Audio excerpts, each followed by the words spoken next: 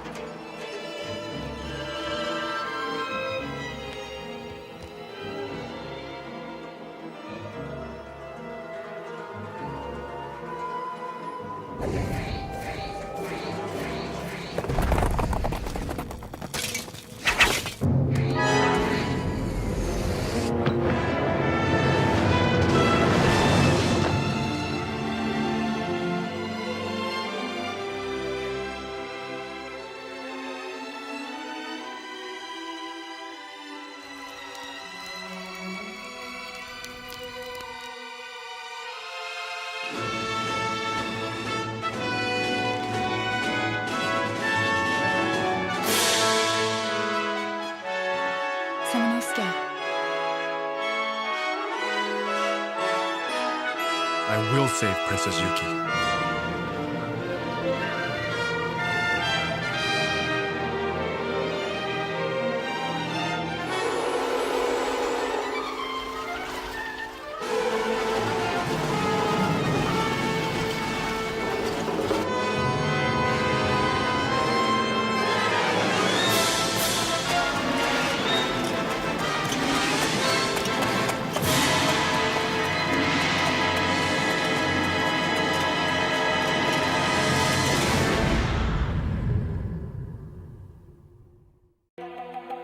Something is wrong within the Inabayama castle.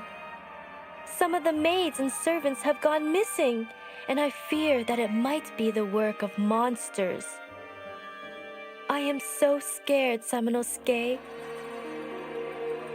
People tell me that the monsters eat the maids and servants and then take their remains to someplace deep underground. When I told my brother Yoshitatsu about this, he did not seem interested.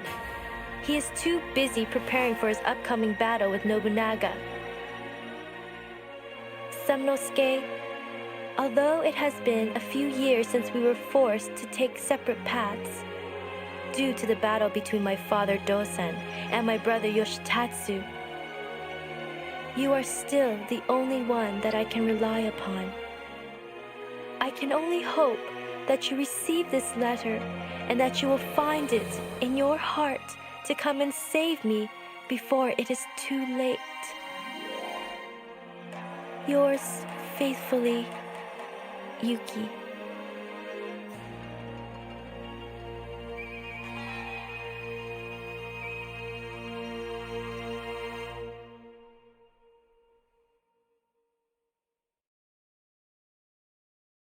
Holy shit, this is a PS2 game for real. I'll be honest, I've heard of Onimusha before, but I have no memories of playing it on the original PS2. The original game dropped way back on January 25th in 2001 for both Sony and Microsoft systems, eventually becoming the first PS2 title that ended up selling over 1 million copies. It's a Capcom produced title, which seems to have been given positive praise, and after playing, I can see why. It has elements of Resident Evil, but just like Devil May Cry, it retains a more action focus, thus never allowing the elements of horror to overshadow the capabilities of the player. So how does it hold up in 2021? Let's find out, shall we? Oh, and by the way, hope you're at peace. Ayo with the mail. Pay like Van Gogh, pay like Van Gogh, pay like Van Gogh. Why they mad for? Why they mad for? Why they mad for? Bitch, I'm getting stash though. Why they gas ho? Why they gas ho? Hella packs full, hella packs full. Bitch, I got these packs full. Pay like Van Gogh, pay like Van Gogh, pay like Van Gogh. Bitch, I pay like Van Gogh. Why they mad holla? Be like Ted holla, be ashamed holla. Ain't no game holla. This way, sir. If our princess is at the keep, there are two ways to get there. The western path, or the northern passage. Kaede, I'll go north. You follow them through the other way. Understand.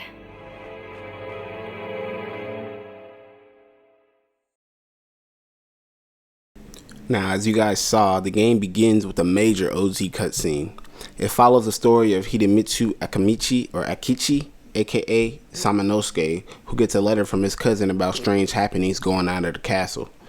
As he arrives, he finds her at the front gate conveniently, and after a short battle, she is taken away by a giant demon who easily slaps Samanosuke and knocks his goofy ass out.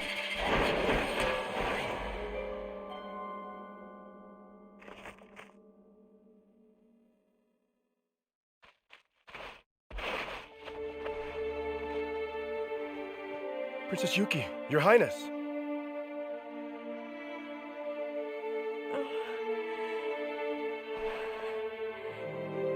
Samanosuke, it's really you. Oh, I knew that you would come to save me.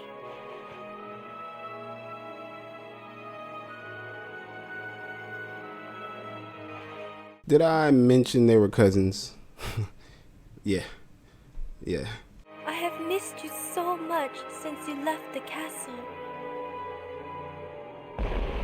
What?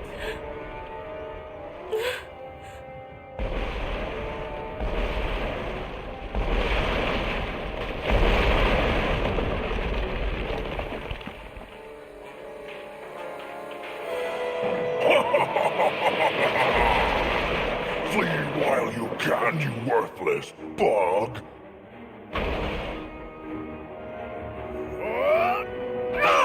Useless! No! Pitiful humans!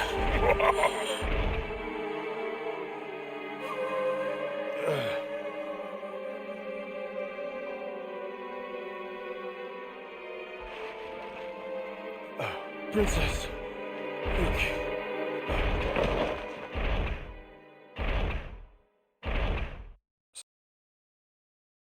After that, a purple spirit of the Oni or Ogre clan meets him and offers him a mysterious power as a gauntlet on his arm that allows him to actually kill and harness the power of the demons.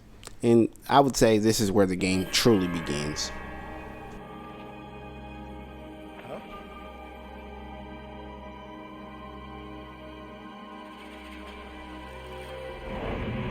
With your current power, you are not capable of destroying the demons. We will give you our powers. We are the clan of ogres that has been subverted by the demons.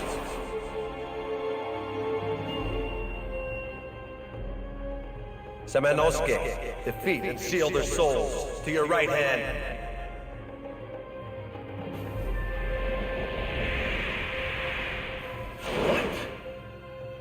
Destroy all the demons!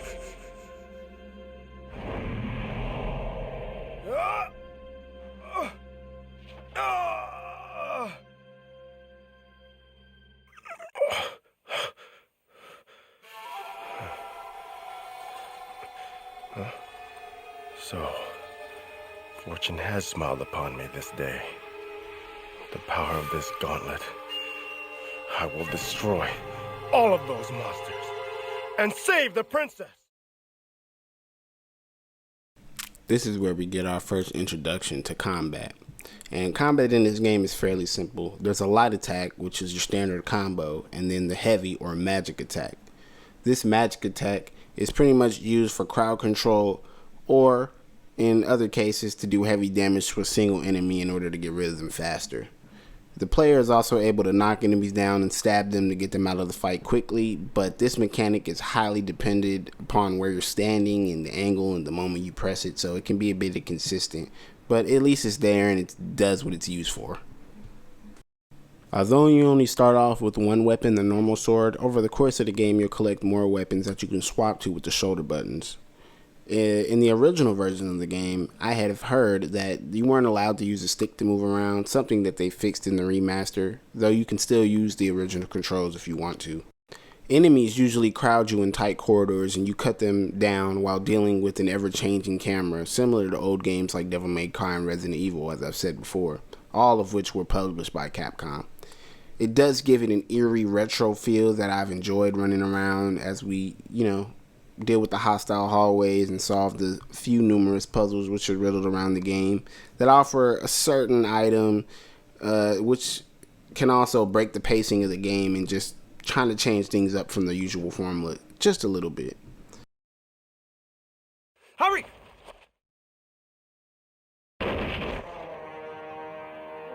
Monsters! Close the door, now! But someone is there! Go get him!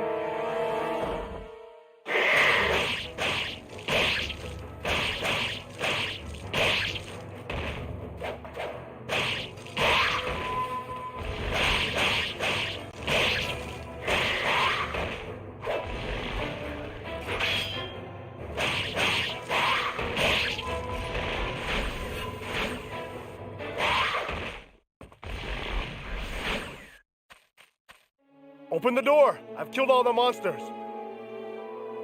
He killed? Huh? What should we do?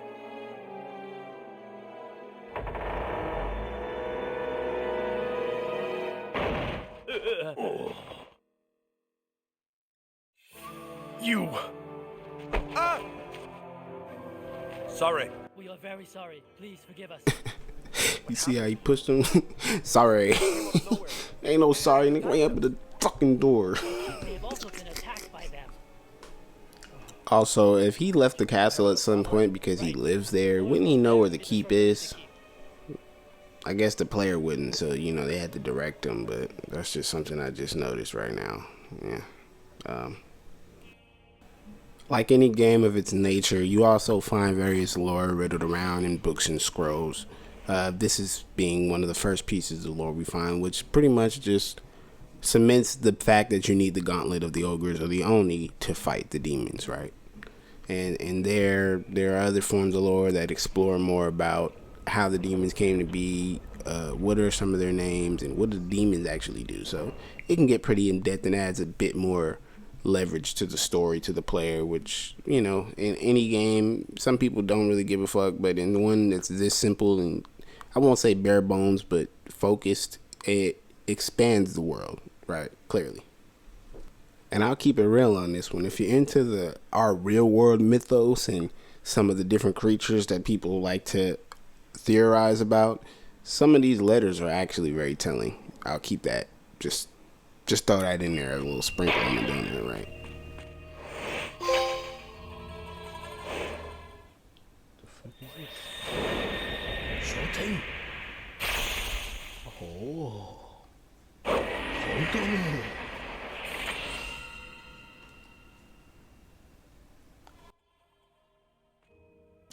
Well, as you can see, our first weapon sheeting pops up now, and as you can see, it was pretty cool to me, right? This is the lightning weapon, and it's the first special weapon you get besides the basic sword. And right here is where we get our first encounter with this game's puzzles. This is a number puzzle where you have to swap the places of each one so that it matches the numbers on the side. I would say this is the more simple of puzzles in the game, outside of some of the very location-specific ones. The ones with the riddles that you've seen before pop up once, those ones, ain't nobody got time for that. You know what I had to do. So I just Googled it, got the answers, and you get a little charm that I don't even remember using, to be honest.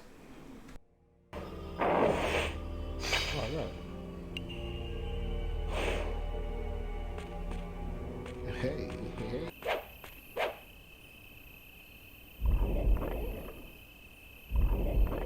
That sound effect is disgusting.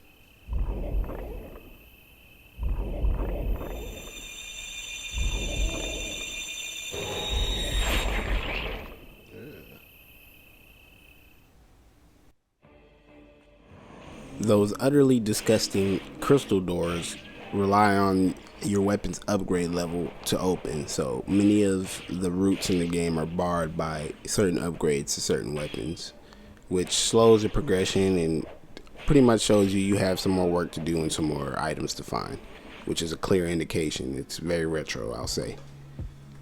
So we make our way through a few difficult fights between different types of enemies, and once we use the rope ladder that we found earlier, we end up having a boss fight with the demon we met at the beginning of the game. After some odd questionable voice acting, we get to it, and yeah, I'll comment on the fight after you see this. Way more so. Huh?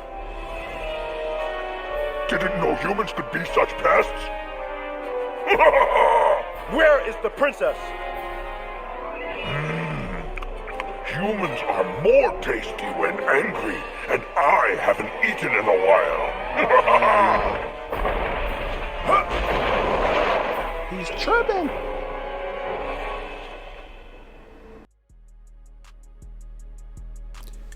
Yeah, so this isn't a hard fight, but it's one to clearly test the player's abilities up until this point. There's a few attacks he has that you can't block, so you pretty much have to dodge. My tactic was to just run around and confuse the AI and then hit him where I could.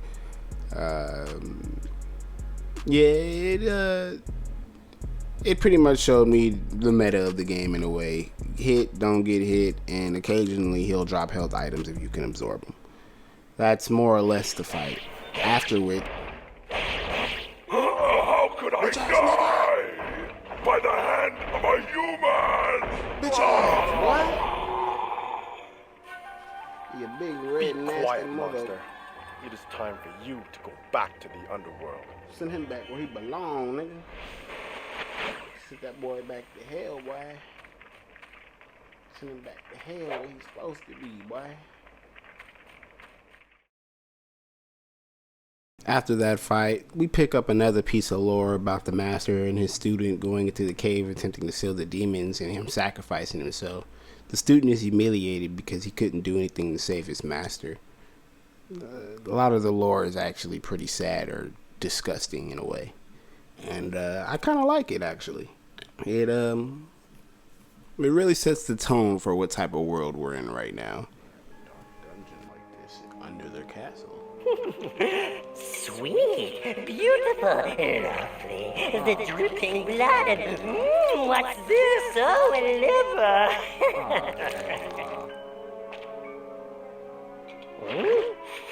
What's that smell? Who's there? A human? How disappointing.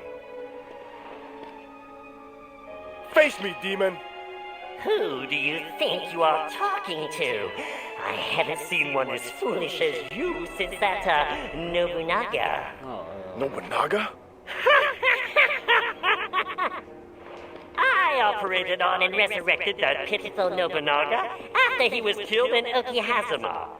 He then made a pact with the demons and pledged his eternal loyalty to serve us forever as our slave. No! Oh, yes, it is indeed true.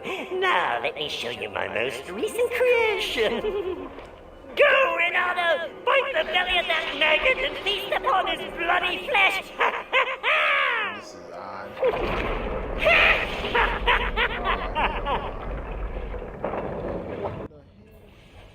So after meeting that ugly motherfucker, we learn about Nobunaga's death and his pact with the demons. Then, the ugly motherfucker escapes and leaves these odd tentacle demons for us to deal with. I do like the transitions between cutscenes. In many cases, they are very smooth and seamless. We kill all of these hentai nightmares and unlock Kuin, the Fireblade. Kuin?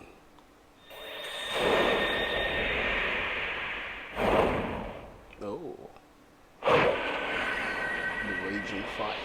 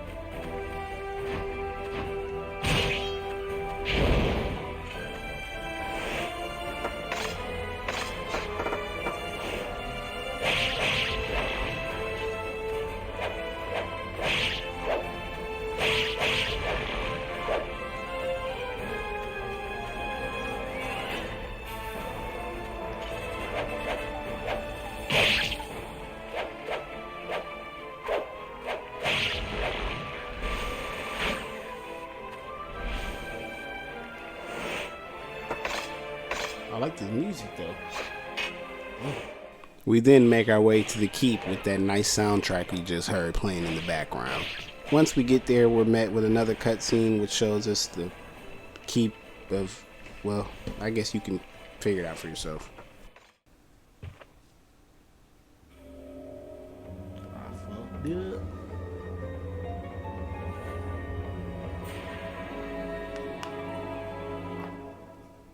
Well, somebody got fucked up in here.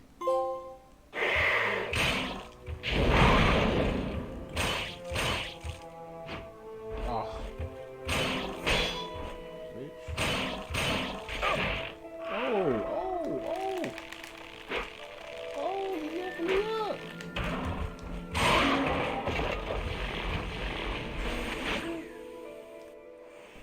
At this point, the general gameplay loop begins to reveal itself. There are puzzles, items, and various enemies littered around the keep and other areas and hallways and pathways, and most of them are the generic zombie warrior type enemies, which are the skeletal undead samurai. They roam in packs and try to attack you all at once. They aren't very difficult to deal with, but they can overwhelm the player if you're not paying attention. We also have the much larger bazus, which are the ones with the axes that roll around or have the heavy attacks. Those would be the mid-level demons. There are low class, middle class, and high class demons, and the high class demons are the ones capable of speech, the one like the ugly skull-headed one we saw before. Other low class demons include the tentacle monsters we saw before, which are named Ronaldo. I find that some of the demons have specific names, but others, like the Big Red zombie warriors, I couldn't really find anything specific, so we'll just call them Big Reds for now. These are enemies that you need to get rid of with magic if you want to deal with them much faster.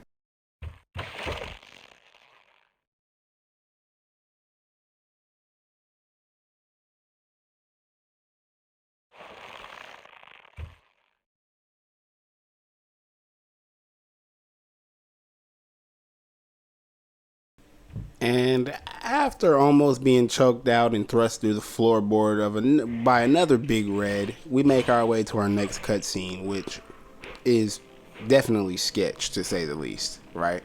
I mean, just look at this guy. He looks like a sleazeball. Stop! Let me go! Quiet! What is going on here? Stop! Huh? Who are you? And what do you want with that boy? I should ask you the same thing. You are not working for Saito clan, are you? Wait. Can you be Samanosuke Akechi? Yes, you are. I cannot believe you are here of all places. I am a servant of the Oda clan. My name is Tokichiro Kinoshita. This man will eventually conquer the world under the name Hideyoshi Toyotomi. What is a servant of the Oda clan doing here? Wait, first we must talk business. Tell me, Samanosuke, are you interested in serving our clan? My Lord Nobunaga Oda would welcome a great samurai like yourself. I serve no one. My life is mine and mine alone to command. I see. However, I will not give up yet. We shall meet again.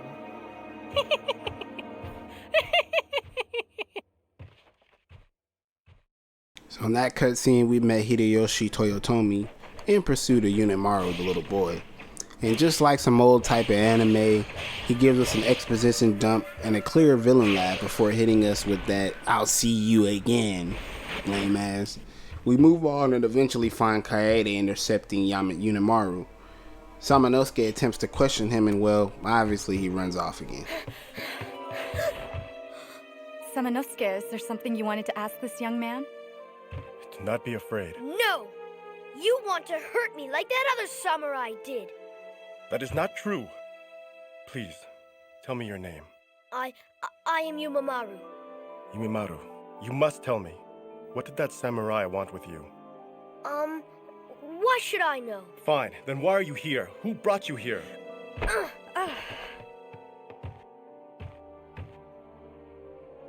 Go after him while I look for Princess Yuki. I will.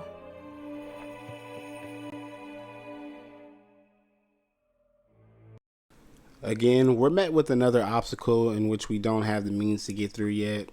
A nasty demon door with a piece that you have to insert. So we roam around the castle and make our way through a number of different battles between other big reds and the ninja enemies and various other ones that are capable of fitting in these hallways. Eventually, we get to that objective, right? Of course we do.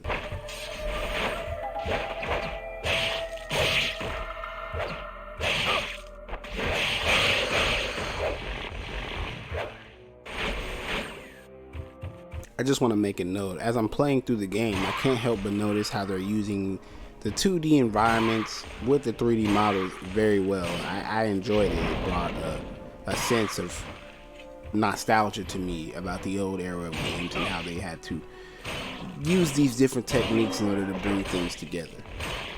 To enter this particular room, we rendezvous with Kaede again and begin this weird timed lever pulling section. Which leads to this trap room, which, well, I'll let you judge my first conclusion for yourself. It was annoying to say the least, but we got it on our second try.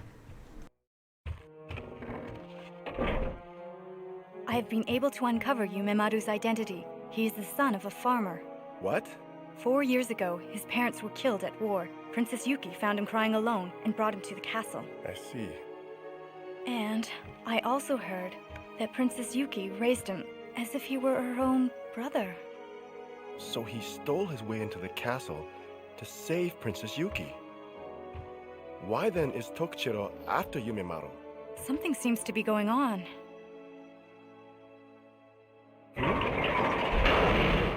What? Oh. Samanosuke, we must find a way out. Yes.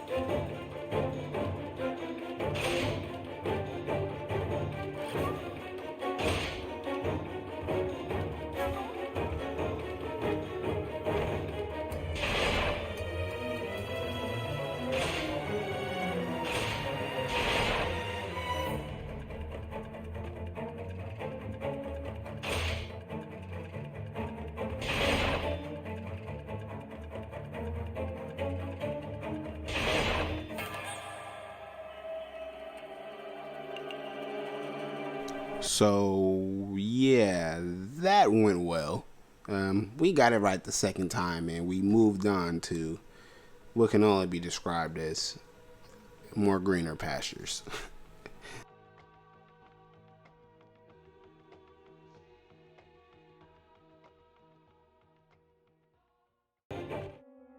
I wonder what this room is.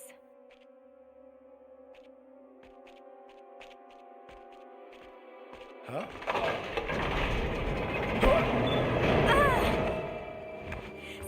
Samanosuke! What happened? Are you all right? I seem to be trapped. Is there a way you can get out of there?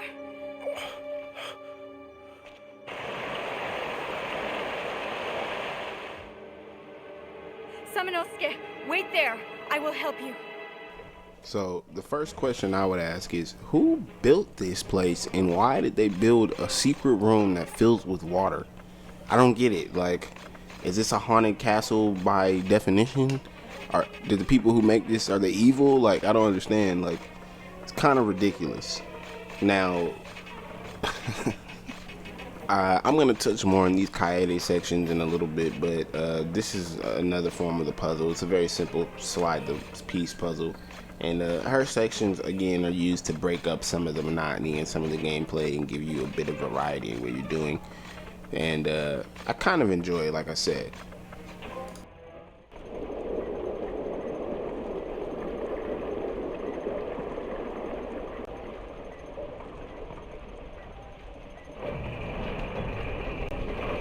Thus, Samanosuke is freed. We end this puzzle section, and inevitably the two split off again. Kaede to find more clues, and Samanosuke to do what he does as you, the player. At some point, I get this holy armor, which is all gold, which is great, and we move on to the next session of the game.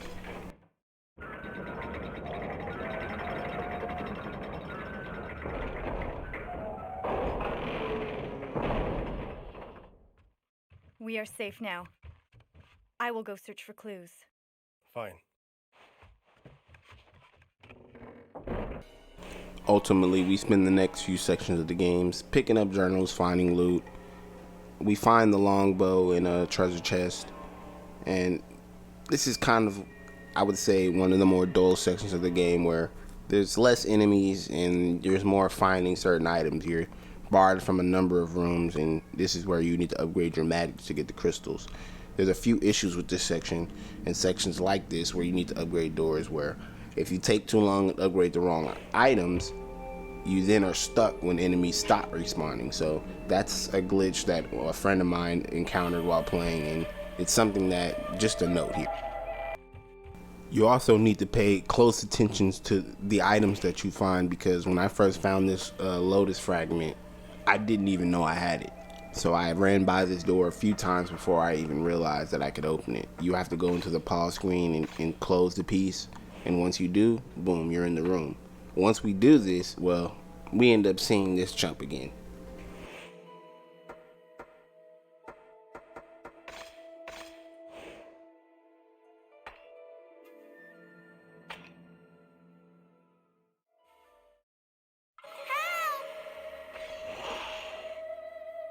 Yunemaru!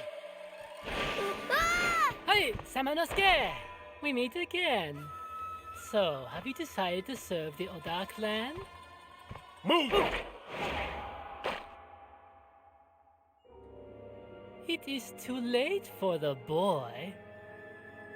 And since you have learned that our Lord Nobunaga will rule the world with the demons, you should not bark up the wrong tree. You are insane! What you are doing will lead to innocent people being used as food for the demons. The strong will prey upon the weak. Farmers obey samurai, and humans obey demons. You arrogant fool! Our dark ceremony will take place soon.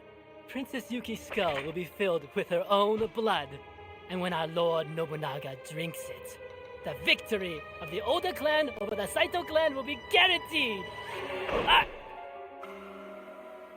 See you again, Samanosuke!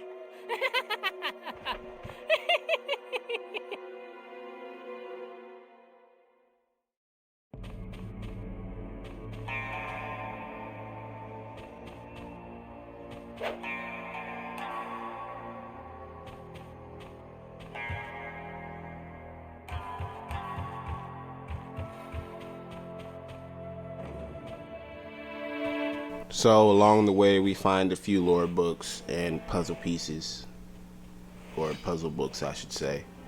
And we head back upstairs to the rooftop of this place.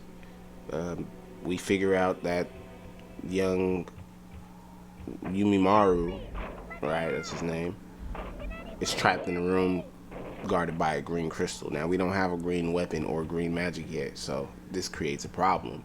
Thus, we must continue onward. And that's where we face this guy.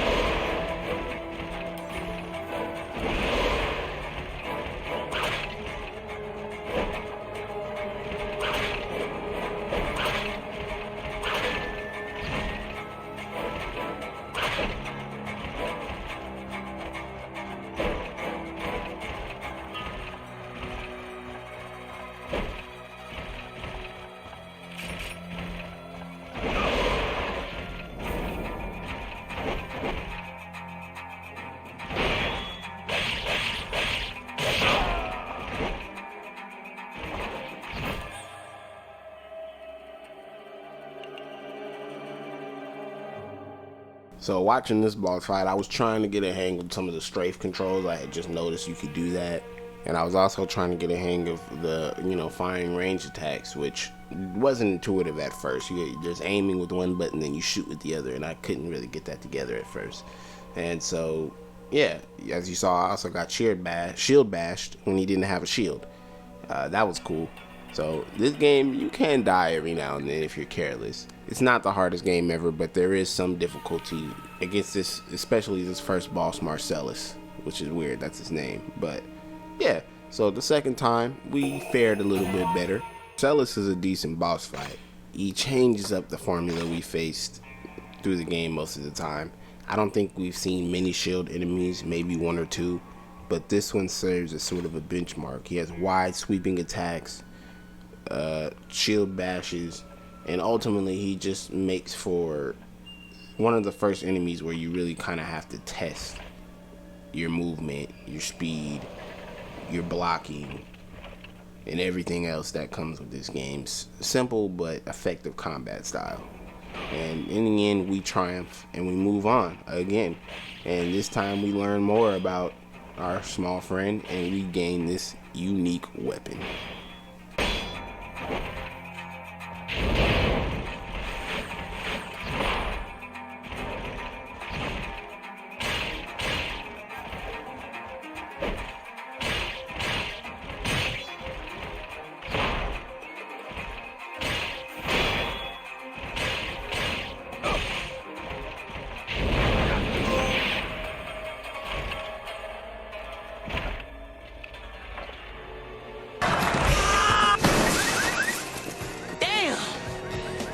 gonna be in rush hour 3. With that fight out the way, we unlock Arashi, the windstorm weapon, the glaive, and bam, we are ready to open that door and save our young homie Yunemaru, right? Let's get it.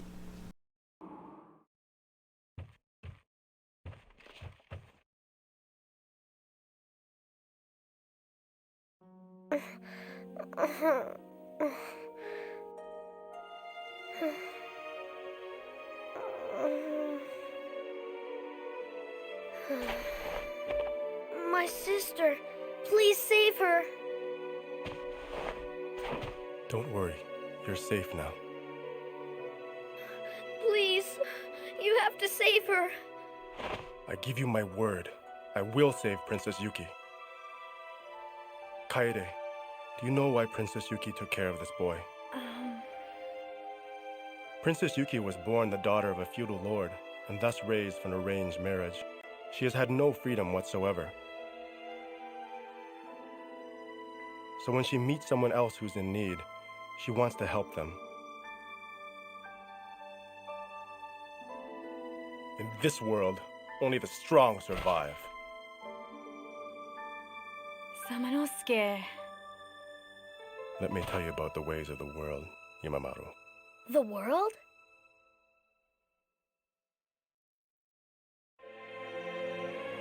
"4 years ago, my uncle Mitsuhide pressured me to leave and see the world.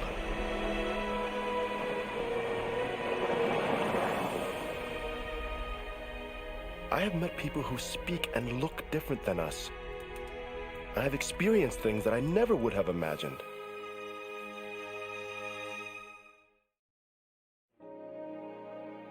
There are infinite things that we do not understand. There is beauty and freedom all around us. You owe it to yourself and everyone to see these things and then share them with the people of this country. You must help them to understand the absurdity of fighting over such small portions of land on this tiny island." Help! Who are you? My name is Nui. I serve Princess Hatsu. Princess Yuki is underground. Oh! You don't find that suspicious? You all right? You don't find that suspicious? You don't find that suspicious? Kaede, we have little time. I have to find Princess Yuki. You watch over these two. I will. So I spent about the next hour or so looking for this specific door right here, which leads me to the next area that I need to go to, which goes into the next areas that I need to go to, which opens up the next area with the item that I need to get to go into the area that's blocked off, which then allows me to backtrack back, get this, that's the loop of the game, right?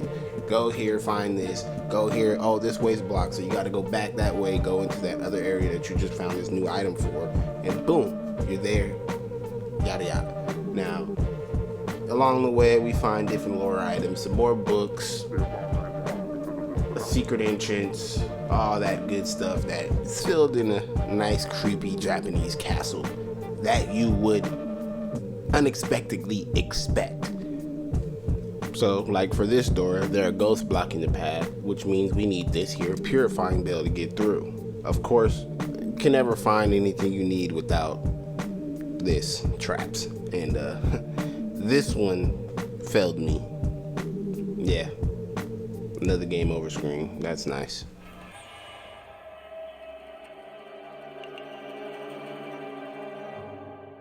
Yikes. So we get the purifying bell back. Takes a little time, right? We leapfrog our way through these spinning blades again. Why again their castle has this, I don't understand. Underground keep map, and we move on.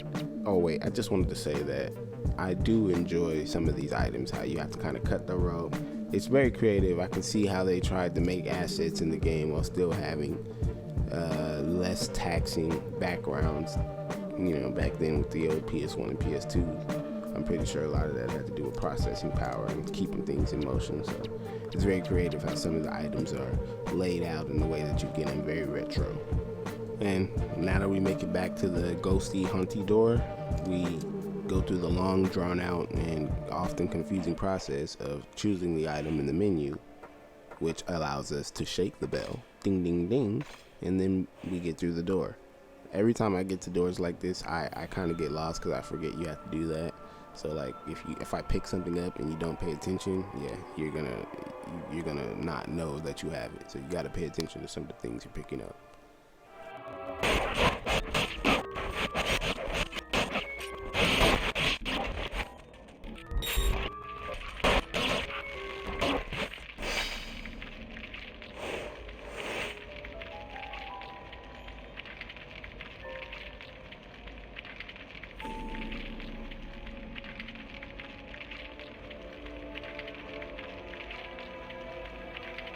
And so shortly after that interesting read, we make our way into this weird room, and this happens. We meet again, Samanosuke. Still no interest in coming to work for the Oda clan? For the last time, no! I tried my best to help you. You just do not understand the true power of the demons. The time has come, demons! Prepare for the dark ceremony! Huh?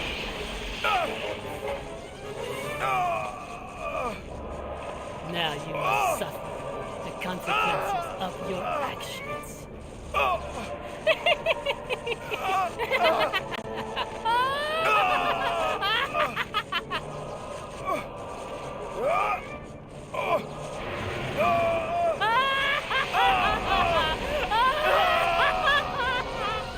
I am sure by now, Kaede is in trouble.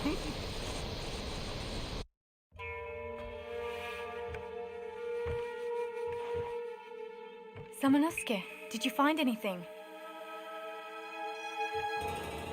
What are you doing? Let go of me!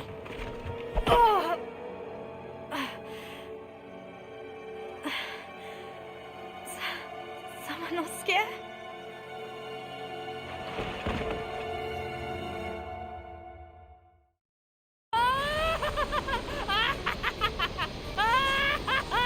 How dare you! You are not experienced enough, are you?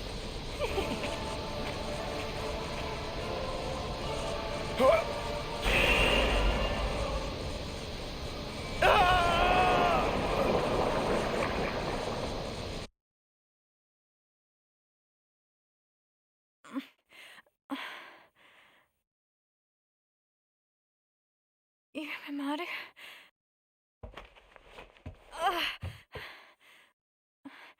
Yunemaru, where are you?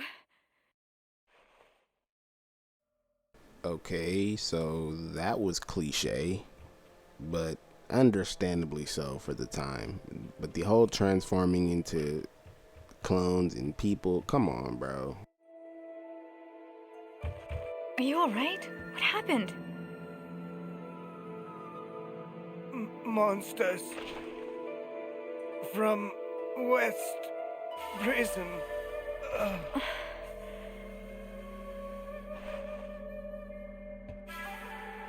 Thus, our first act as Kaede is to pick up this red key. Now, that we're in this section, I just want to talk about Kaede a little bit. Her gameplay is a simplified version of Samanosuke. Of course, she can't harvest the souls of the demons, so your main objective really isn't to fight with her. She just has the ability to fight. And right now, I don't even really have the weapon for it. I mean, she's just her basic weapon. But pretty much, when it comes to Kaede, you're doing what you're supposed to do, which is getting to the objective. It's pretty straightforward. You can't really collect most of the items. You can get herbs and stuff, and you can't even really open the doors with the crystals, so you're barred from most of the map. These are the most linear parts of the game, but they still have their own flair, and I kind of like that, you know. It definitely brings a well-needed variety to the game itself. Oh, right, and that music, just listen to that.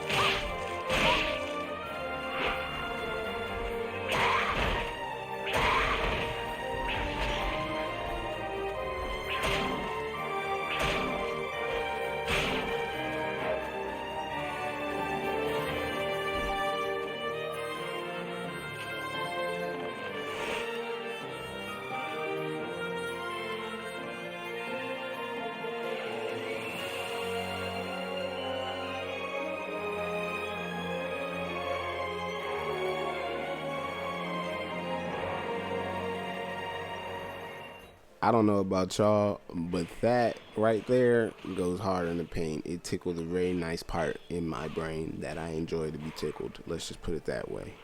After that, we use Kaede, save this guy, and he gives us a little piece of dialogue, which is just a nice little detail in the game itself. You know, when you find people alive, you can actually save them, which is interesting, just to say the least. It's something modern games do, but to see it having been done so long ago that's a plus on my part.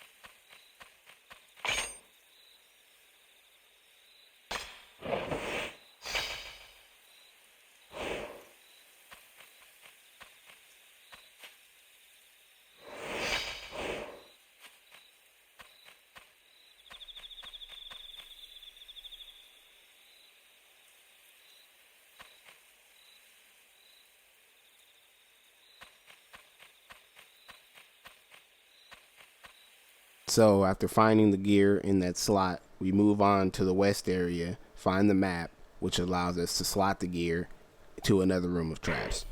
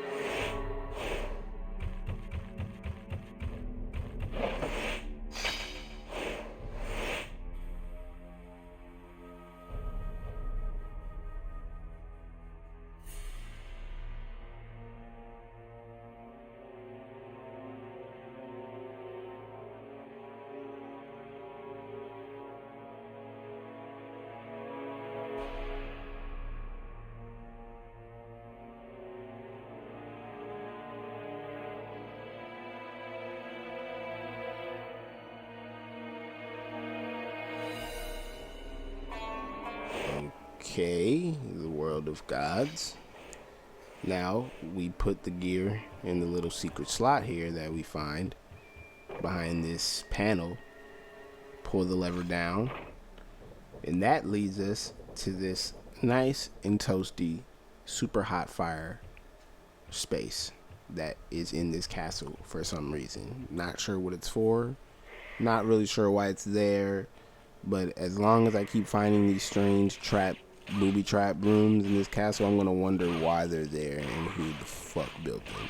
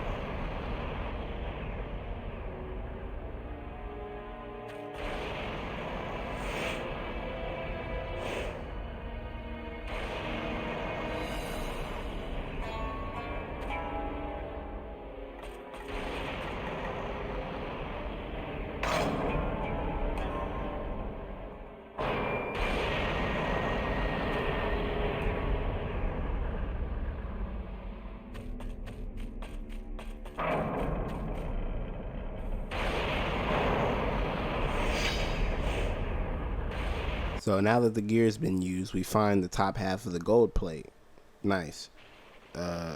Once we get this herb, break a couple boxes, we move on back on to the area, the gate we found before. But just before that, I wanted to make a little quick pit stop to figure something out, just to see something again, right? And it worked out in my favor, actually. A little weird, though.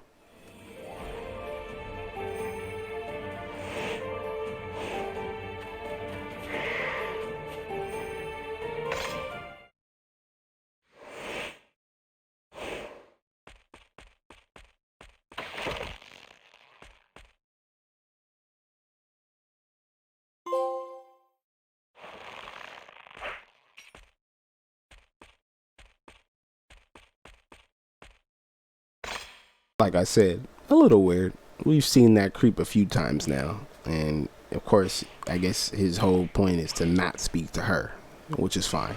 So, yeah, we make our way back to this quiet little quaint area. And...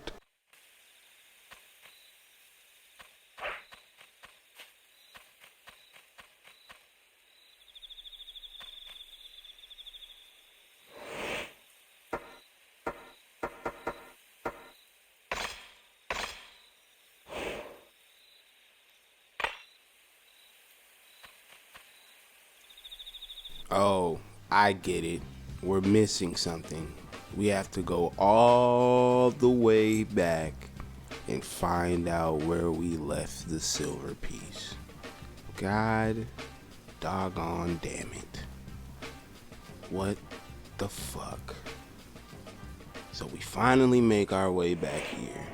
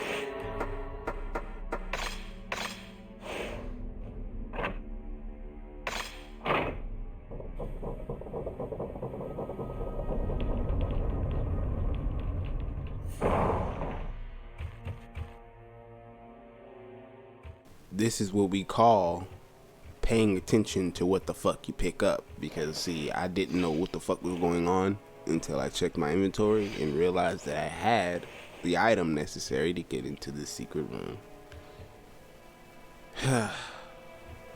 Shit.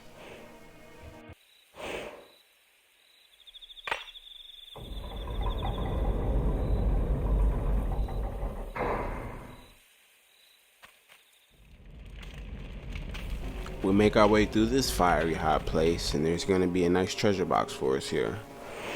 We get something that, as the trophy will say, I wish I would have had sooner.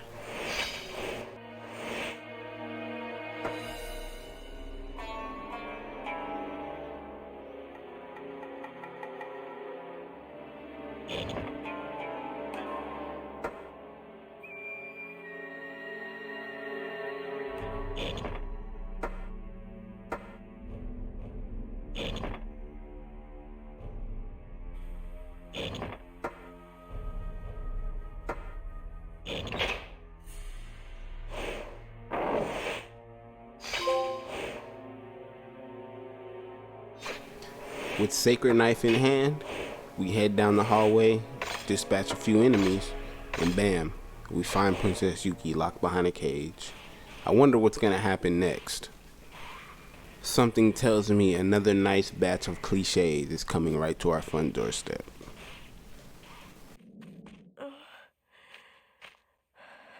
You. Wait a moment. I will help you out.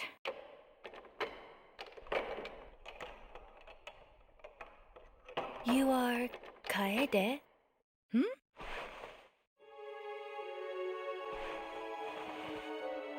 Sanosuke once wrote to me that he journeys with a female ninja, Kaede. So, you are...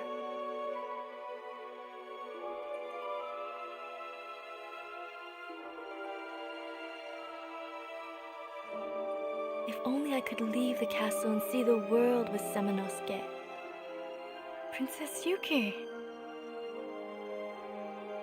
I envy you.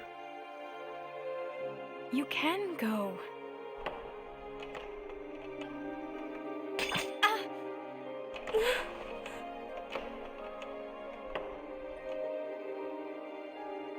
Forget about me. Escape from this castle with Samanosuke. Do not give up, Your Highness. I will save you. No, you won't. What? You can die here alone. Princess Yuki! Princess Yuki!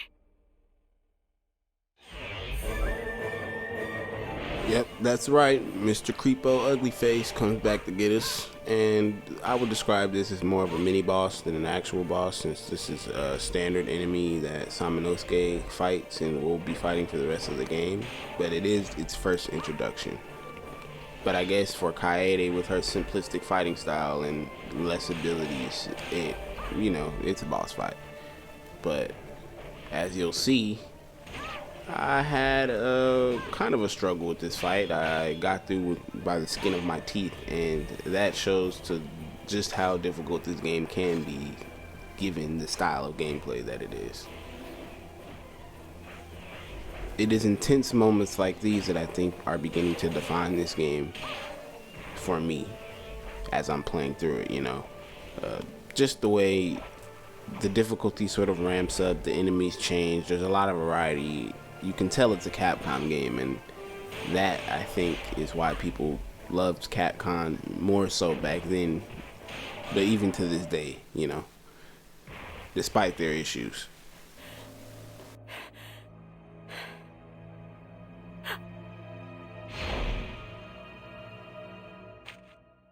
Have to tell him.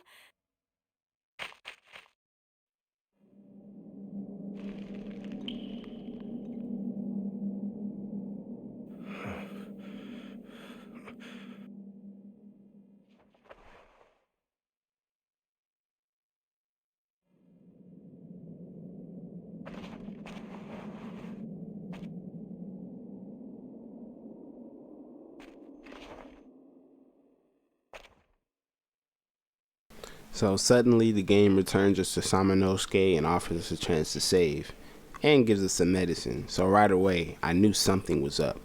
I take the time to save, enhance a few things, and we get into it, and it gets got, if you know what I mean. Just check this out.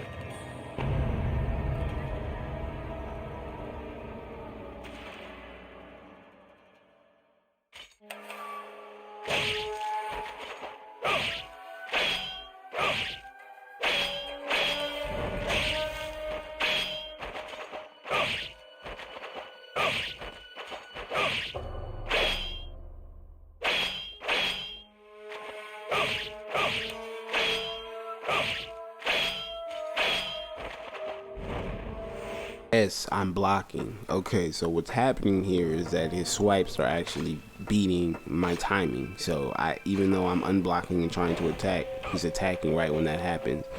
This is actually a difficult fight, I'm not gonna lie to you. So I had a lot of medicine, which helped, but As you can see, he's throwing energy attacks, he's blocking, he's taking some damage, but then he's able to counter me before I can get my hit in. And so I'm trying different stuff, you know, I'm trying to throw some different stuff out and see if it works. Then I just start running away, you know, that's all it's gonna work. Oh, he's chasing me. See, look, I get my little hits in, run, swap weapons, throw the special out, he blocks it. I'm like, man, come on, dude. Look, he shoots me because I turned around.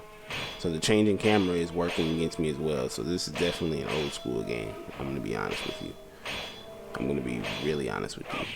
But you see, I'm trying to unblock and get an attack in, but right now I have the slowest weapon. So see, you know, I threw a little sidestep in there.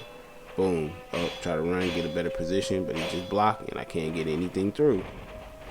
Oh, yep, see? So the sidestep, I'm trying to use that to my advantage, but he's still swiping me. Back into the menu, because we got to heal it up. This goes on for quite a while, I'm not going to lie. But eventually, you know, we did get that W. We had to. But that required us to change our weapons, rely a bit on magic, and, you know, get a little lucky with something like that. A little freebie in the fight, right? So boom, now we're in Arashi. See, so I'm trying to use my speed as an advantage, but it's not necessarily working out. Look at the force field on that. Like, I'm starting to like this game. Like, at this fight, I was like, okay, this is cool. It's fucking crucial, though. But I'm doing everything I can to try to win right now. I'm using healing items. A lot of this combat system reminds me of Yakuza. In some of its, how it's simple, but there's still a lot of flair and a lot of going into the menu to heal. There's no, you know, this is before they had quick menus and you heal on the screen, right?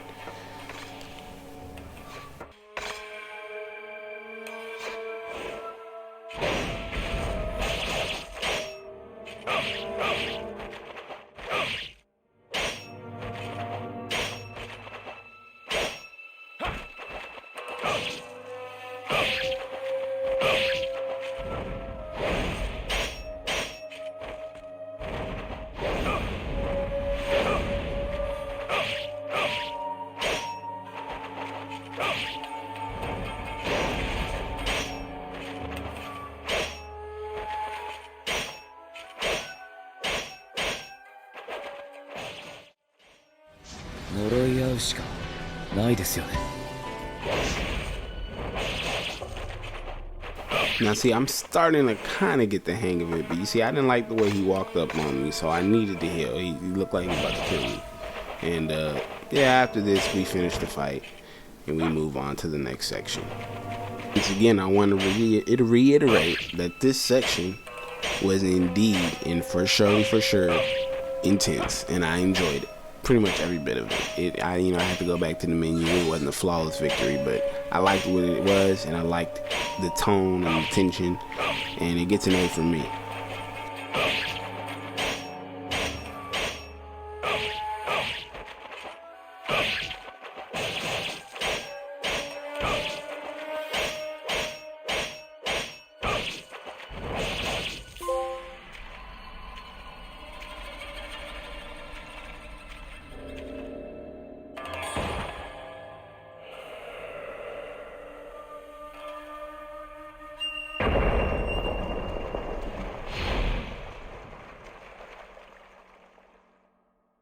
So now that the dark side with the different color armor is now dead, we can finally get the fuck up out this cave.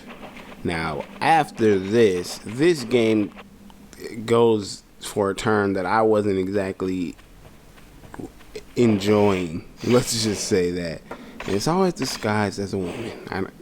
Man, yikes. We make our way out of the well, and we've also found the piece to that door that we needed. But it's not gonna be that easy. It never, ever is.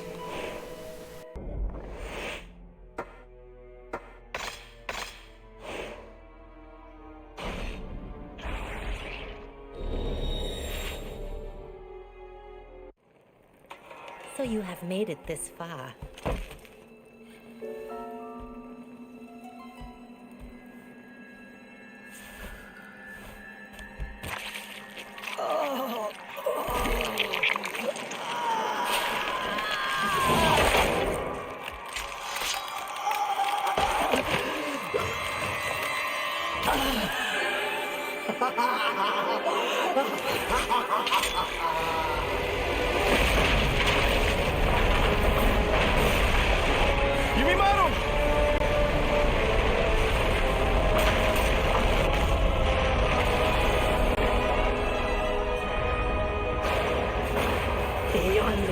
lies the demon world. It's over. You will never be able to save Yunemaru.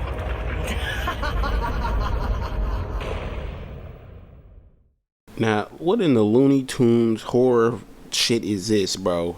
Like, come the fuck on. This shit is disgusting. I mean, once it turns into a bug, it kind of evens out, but the eyeball pop... Come on, bro. Nobody want to see that shit. And it's insect eyes. Ugh. Oh, fuck, bro. It looks so ugly and retro, but, like, it was... You know, it's cool. You know, the floorboards break. I can tell this is probably way uglier and creepier back in the day. Yeah, definitely. But you can see the age on the cutscene, but it was interesting.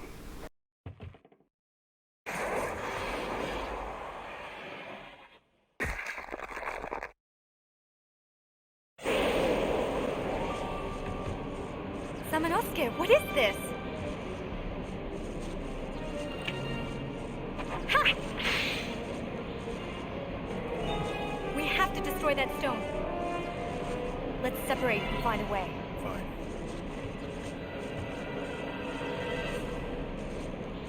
Right, so beyond this door is pretty much the end game. So now the objective of the game is to run around, unlock some of the doors that we haven't unlocked yet, some from the nasty booty hole crystal things that are blocking them. So this means this is a section of finding last minute weapons, artifacts, books, treasures, etc., etc. But also there's a few extra in-game things to do, and there's one more major boss fight. So we're going to spend most of the rest of this game picking up items, finding new weapons, and preparing for that final boss.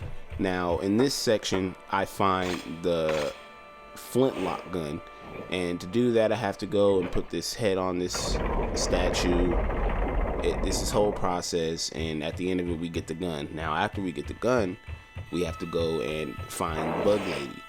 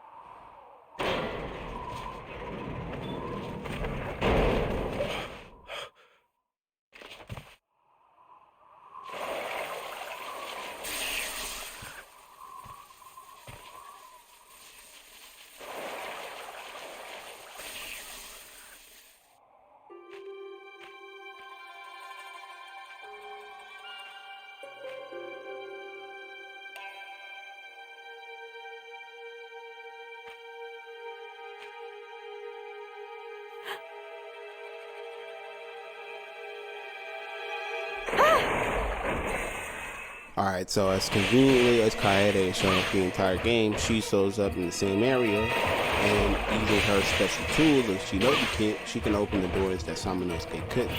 So we use these doors to open these new areas that were blocked off, and her job is to find the Sacred Arrow. Now, Samanosuke found the Great Bow. Now, the Sacred Arrow is used to break the barrier for the door.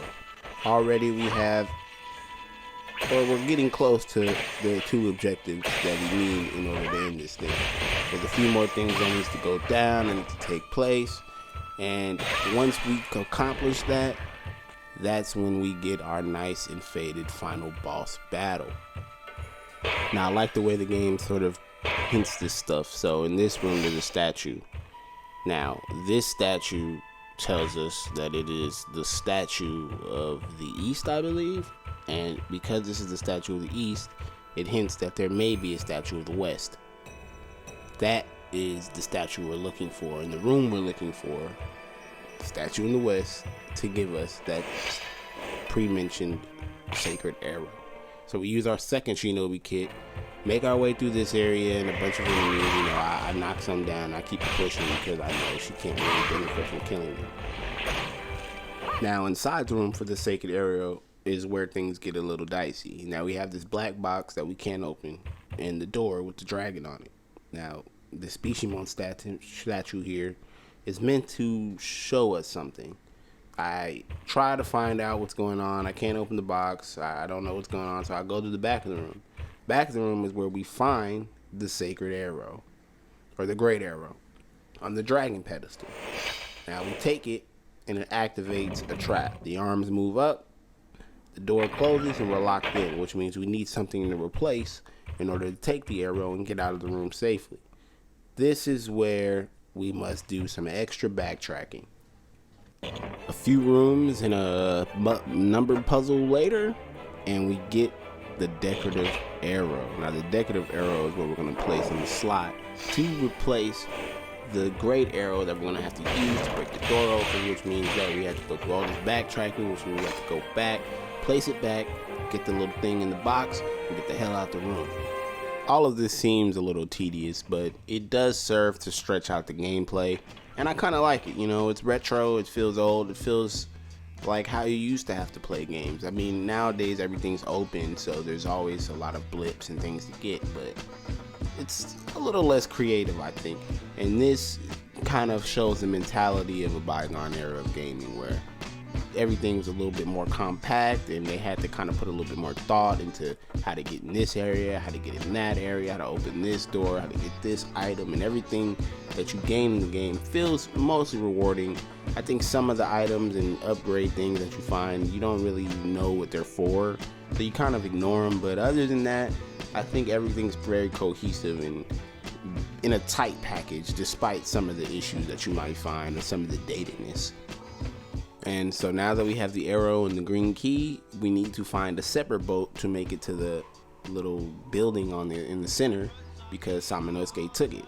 Now we make our way to this boat, and we get treated to another small, nice little cutscene.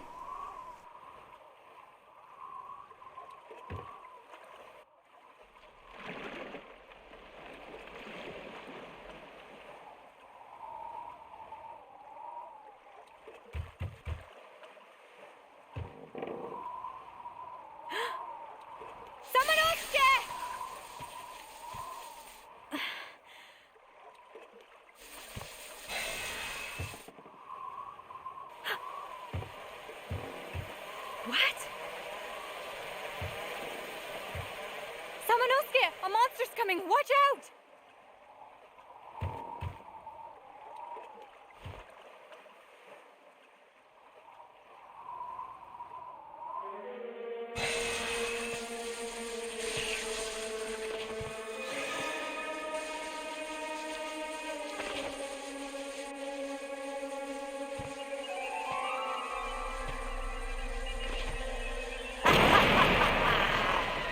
I knew you would come. You are so impressive for a mere human. But you are late. Our dark ceremony is starting. Yunemaru will be sacrificed in front of Princess Yuki. No! Princess Yuki cherishes Yunemaru. If he is sacrificed in front of her, her sorrow will peak, making her blood its most delicious and strongest, granting our Lord Nobunaga more power when he drinks it. That is why you took them? You will suffer for that! Now, my dear babies, consume that human over there at once! I'm gonna be real, I think this is one of the most tense fights. Not because it's very hard, but just the combination of the music and the angles that you have to fight the boss, as well as the side enemies, it makes it that much more difficult in that sense. You know, you're trying to manage the flying women above you, the flying woman bug lady, and you also have to deal with all these little enemies that will spawn on you. But these little enemies are also how you can maintain a little bit of health or some energy, because you need those spells from the weapons in order to really do damage against her. So as you can see, I'm trying to block, I'm trying to kill the enemies, get what I can, and use the magic to do as much damage as possible to draw her down, because otherwise she's just going to stay out of your range. So magic is the key in this battle. And after some struggle, you can beat it. It's everything I think in this game is beatable. I think without too much effort, but you have to be diligent. You have to pay attention. You see, I'm trapped in the corner, and I'm trying to keep moving, keep the damage up without taking too much damage, and without getting hit by her. But the only indicator that she's attacking is she'll laugh or make a noise before. So you have to kind of watch out for everything and not get too cornered. And I mean, other than that, I think this is really well made, especially for its time. They definitely have some elements from other games and some of their philosophy. You can see it here.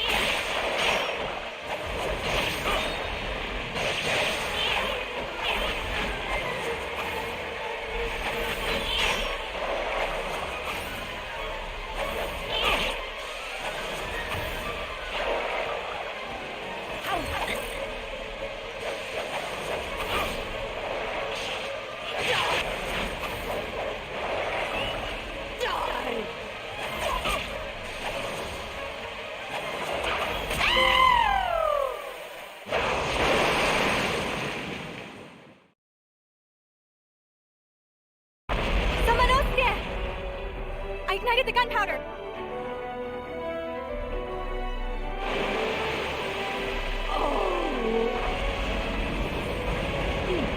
Hurry!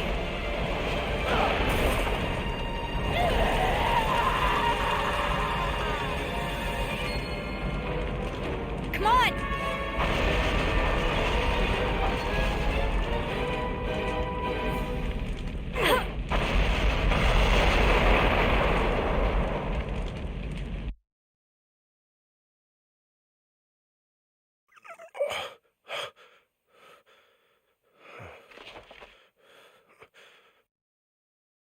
Huh?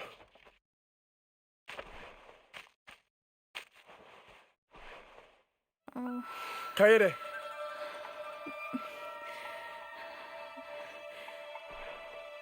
Hang on, Kaede.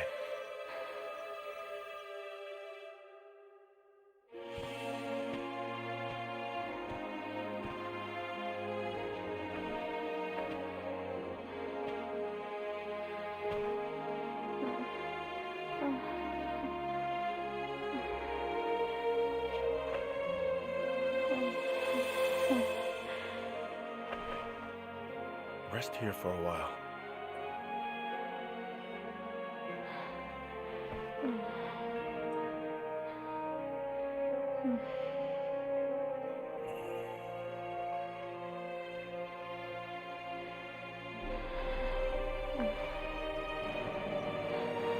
This nightmare must end. Now!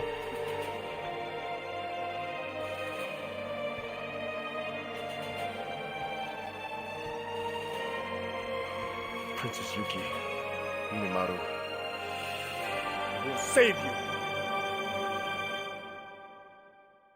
Well, as you can tell from the dramatic music, that is fucking great, and the need to self-proclaim, I'm going to save everyone, this is the true end portion of the game. At this point, the only thing left to do is bust that cherry and get through that demon door. Now, there is one more thing to do, but when I first got to this section, I wasn't exactly thinking. And as you'll see, I should have probably prepared a little better.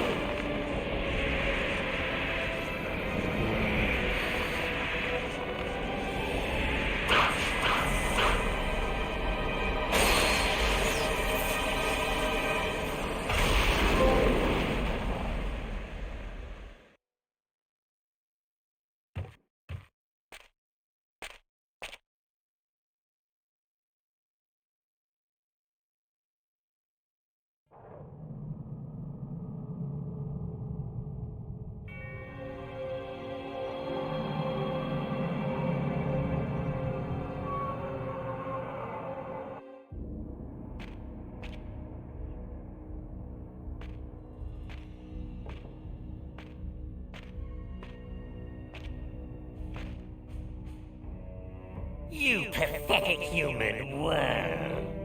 Impressive you've come this far, but ultimately futile since your journey ends here. Only demons can enter. You! Why don't you go back to playing with your worthless little toys? I have no time for you. What did you say? How dare you? A mere human mock me? Fine then. It's time for you to fight my greatest creation!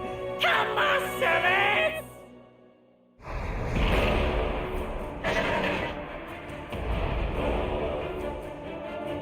Go, Marcellus! Crush!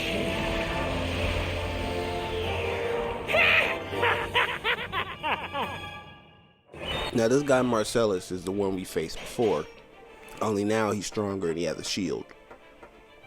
Did he have a shield before? I think so. It's not the same, okay? He's re-revived and he's got some different moves. But yeah, as you can tell, I'm unprepared and I'm trying to shoot him just because. But yeah, this fight is definitely one that I enjoyed, but you have to be prepared and there's a few extra things you need just to cover off your bases before you face this enemy. But as you'll see, I didn't exactly get through him this time, and I will pay for that mistake dearly because it's, yeah, well, just look at this.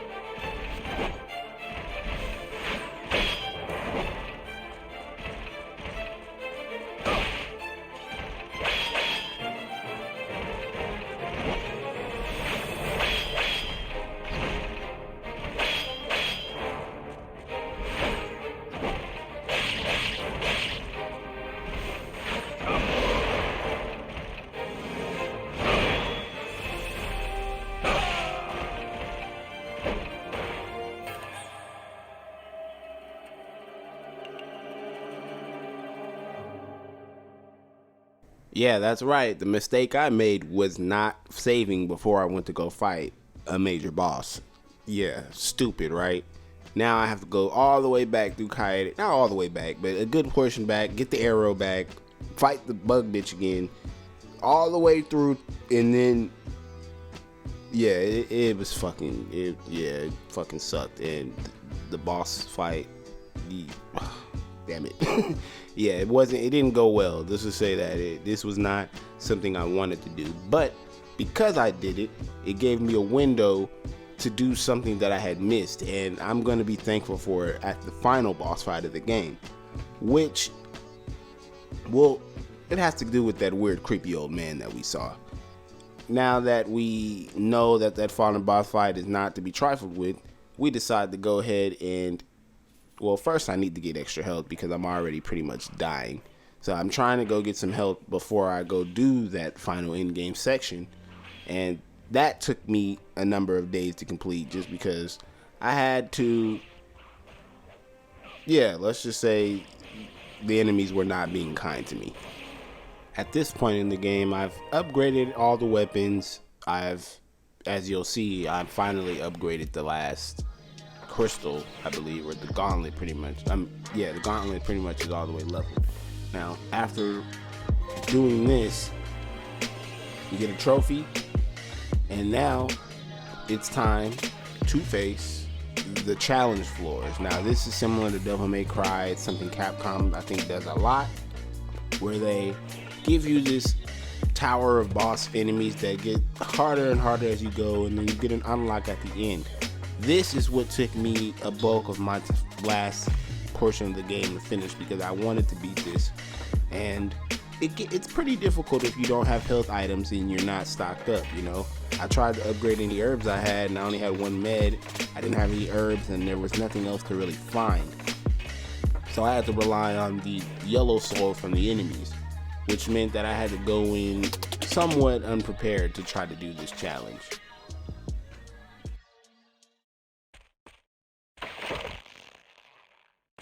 You are too late.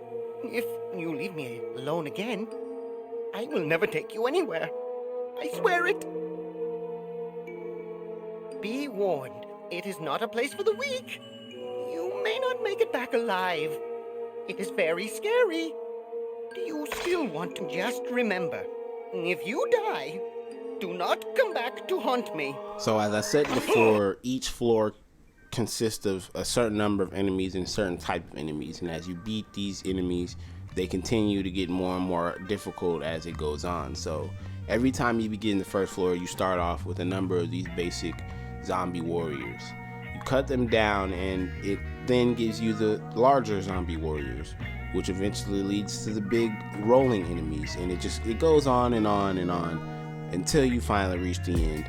And there are some very tense and pressing moments that I made for myself just because I didn't have a lot of health and they didn't drop a lot of items. And I appreciate this section, I'll say. You know, it's definitely something that is used to stretch out the gameplay, which a lot of games, like I said, they don't do certain things like this as much anymore. Sometimes what you see is what you get. You may get lucky with some post-game content, and that's even if the game works when it comes out. This is a game where they had to have all their content away before they dropped the game. That's how old gaming was. Couldn't drop an incomplete game that didn't have all its content already. You had to put everything on the disc and sell it, and people had to get a nice amount of play out of it. So I respected this section, especially as difficult as it was. And even though it took me a little while to beat it, once we did, we were on and ready to go. So I'm just going to show you guys a few of the moments from this that I think were cool, and then we'll move on to the final section of the game.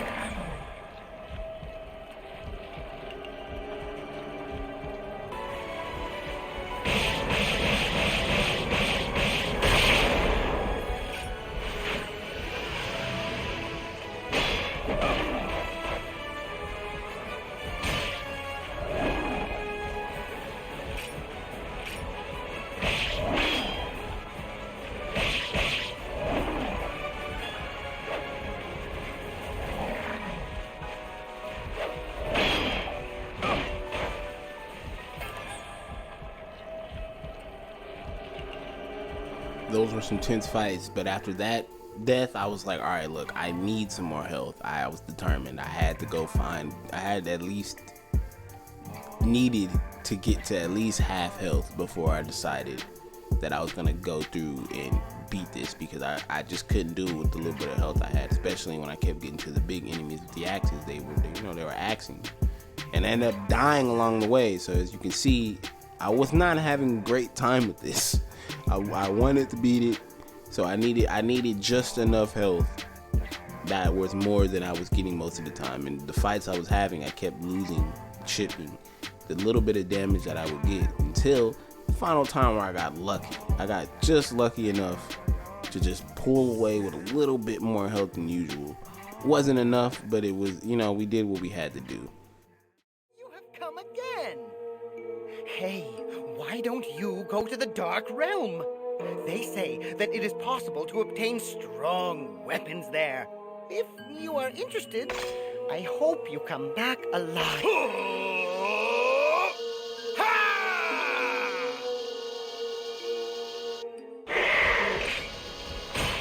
So in this first run with a little bit more health, I managed to get to some new floors with health items, but yeah, we still took that L, and I'm starting to notice that I need to be more efficient to fight a lot of these enemies. Of course, in any game, the goal is to hit and not hit, but there's a certain efficiency you need with your magic and your curatives. And despite the fact that I was finally back into a wall and needed to heal and had full bar health, I still managed to botch it on the next floor.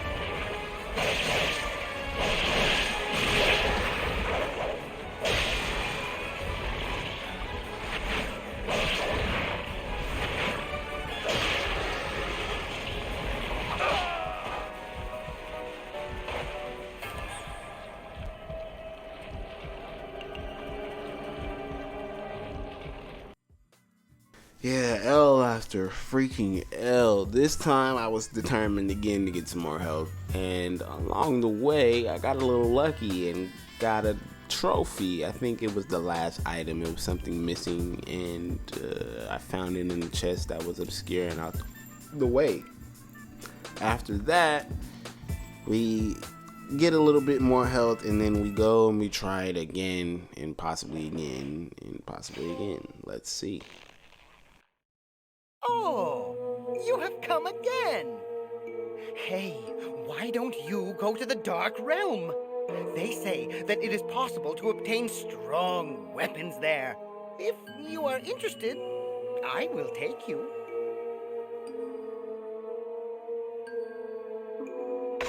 I hope you come back alive. Shall we go?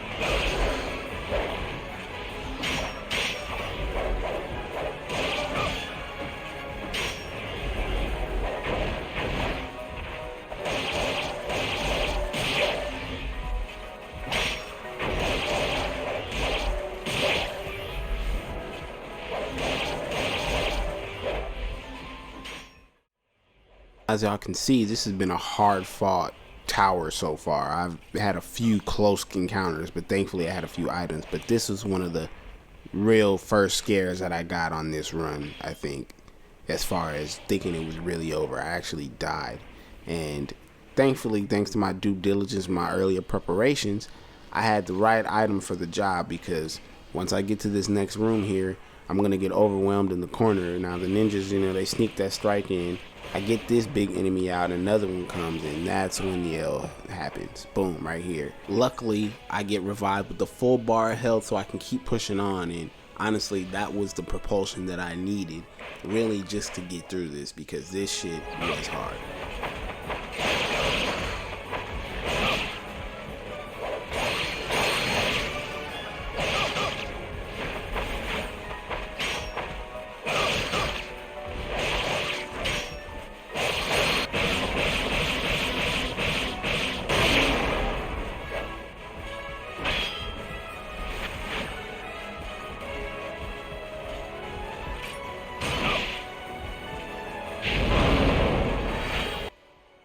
Right here, we pick up the Bishimon Ocarina.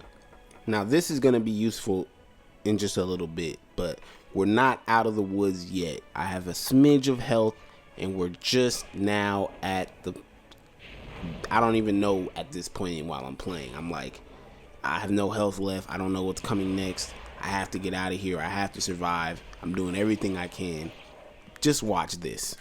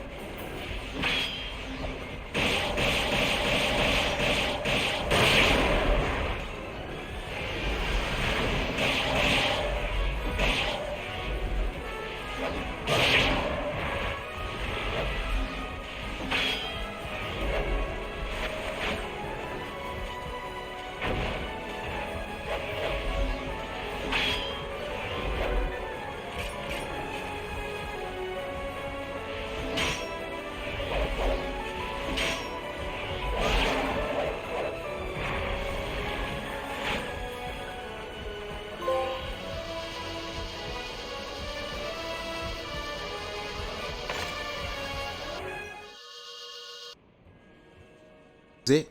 I had finally done it. I beat it. I got the item and everything. That was it. Now, we finally made it back to the door. We saved. We had everything we needed done. And we go on to face Marcellus, the ugly, Mongolian-looking demon. I didn't know what to say. I was so happy at that point. Look, just... You don't understand how difficult that shit was. That shit was not easy to do. You saw it. I skated by many times by the skin of my freaking teeth. And, you know, it brought up the value of the game for me, I'll be honest, you know. It was a cool experience. It definitely brought back some old memories of other games like Devil May Cry when you finally beat something that was super hard to beat. So, Capcom's roots are strong. I'll say that as far as their gaming goes.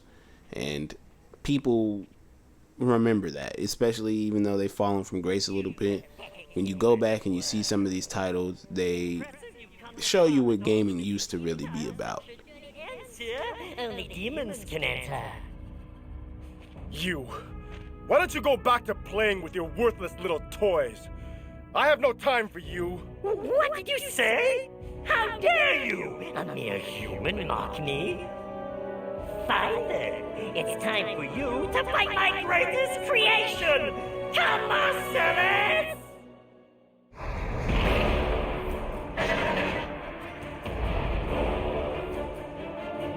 Go, Marcellus! Crush!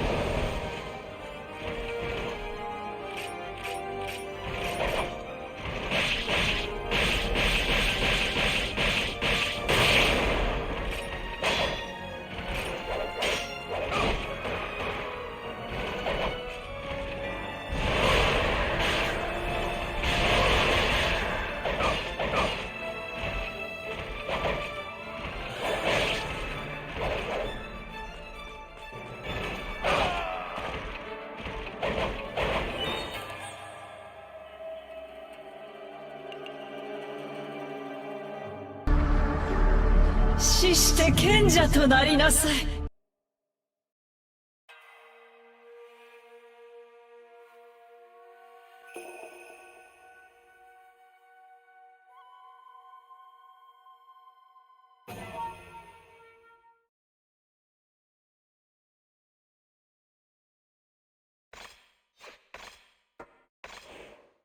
Well, another failure, but that's what they say. Failure is a precursor to victory. So now, with this little bit of health, I braved all that demons in that tower and did all that work, and I'm still struggling. So that pretty much means I needed to prepare a little bit more. You know, I did all that work, all that fighting, and I still lost. But I think we're still ready for this, you know. After I save here with this little bit of extra health that I gained, I make my way back into the door, and we try to brave Marcellus one last time. Let's see how we do.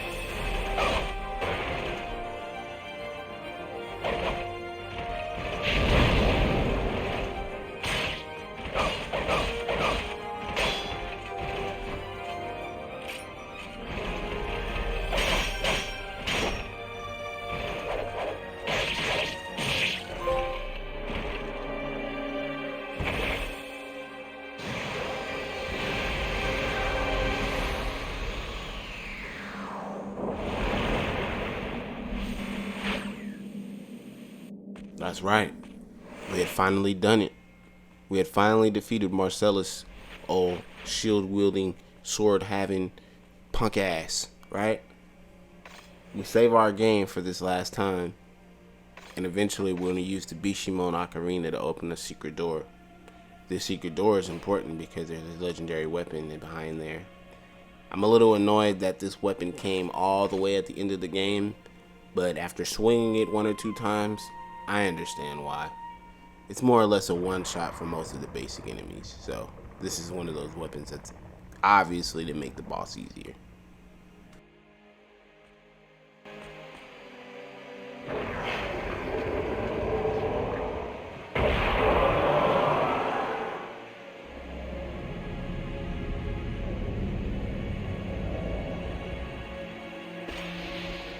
What?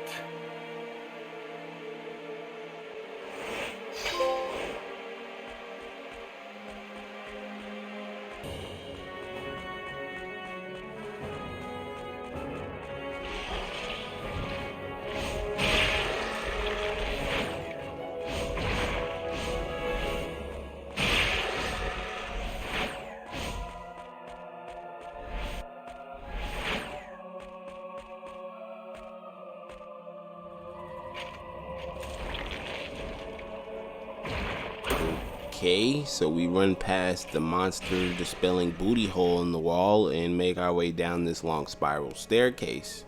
Now, as you can see, this weapon is doing a lot of damage just off a few basic attacks, so it was worthwhile picking up. And outside this last door is where we get our last few cutscenes, and it leads us into that final boss fight.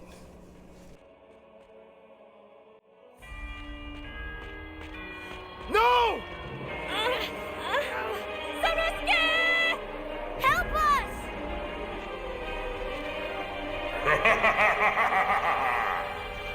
I am Fortinbras.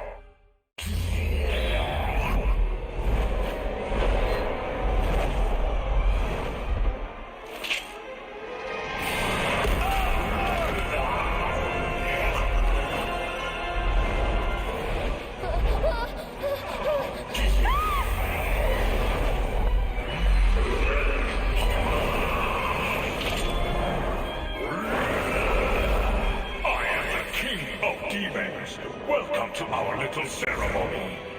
Come here, Nobunaga. Drink her blood from the grail of despair.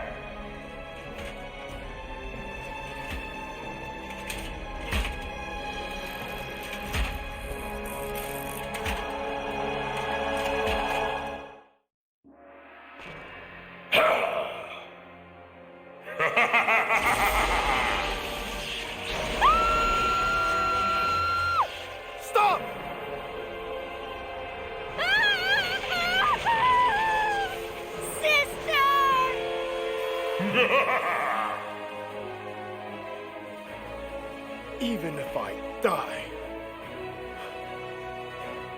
I will destroy you!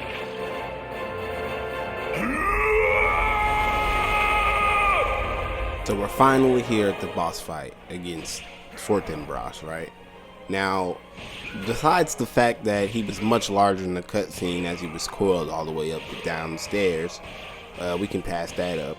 This is a pretty classic and standard boss fight. The enemy is static, he stays in one space, and your objective is to block and avoid his attacks, either by moving backwards, blocking as I said, or moving side to side, and doing as much damage with your magic as you can.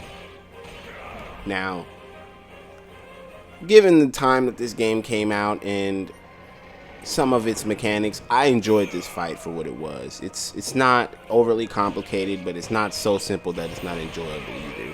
As you can see, I'm taking some damage, so there is some risk to dying. I have to use the medicine that I picked up, which is why they left it there. I will say that maybe I wish there was more phases or maybe something else to be done, but for the first game in the series, I'm going to just give that a pass. I'll talk a little bit more about the ending later, but just off of the boss fight, it's something that you can, it's a nice payoff for the game. I'll just sum it up that way.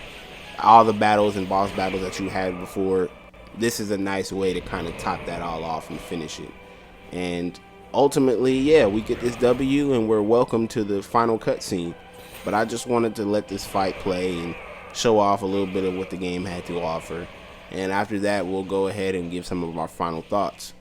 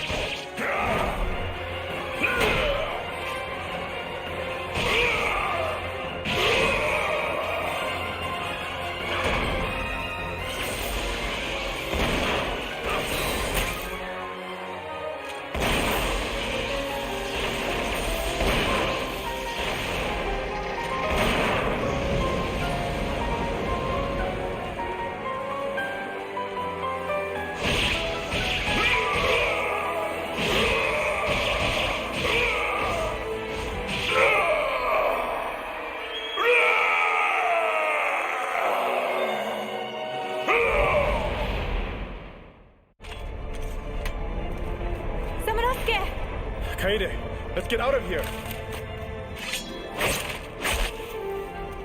Sanosuke, I'm fine. We cannot stay here any longer. Run!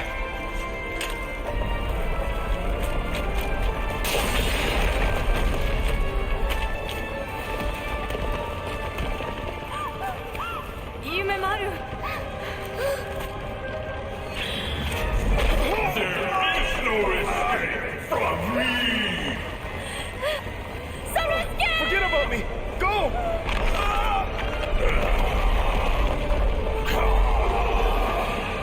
Yuki, Kaede, Yunemaru.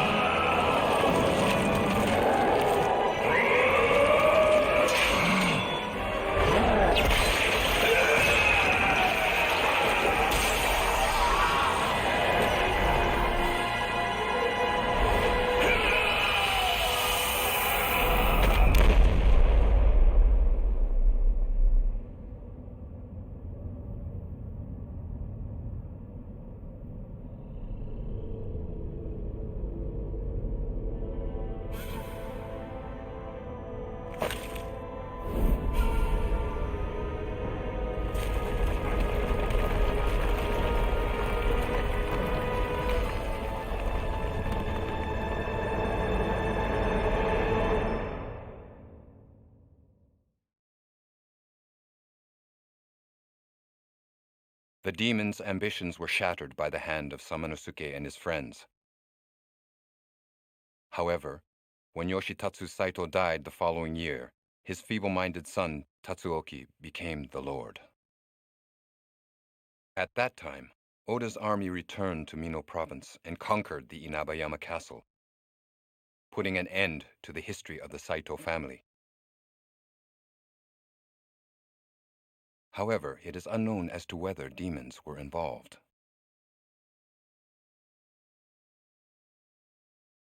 After the downfall of the Saito family, Princess Yuki went to stay with a family friend, the Baron in Sakai province.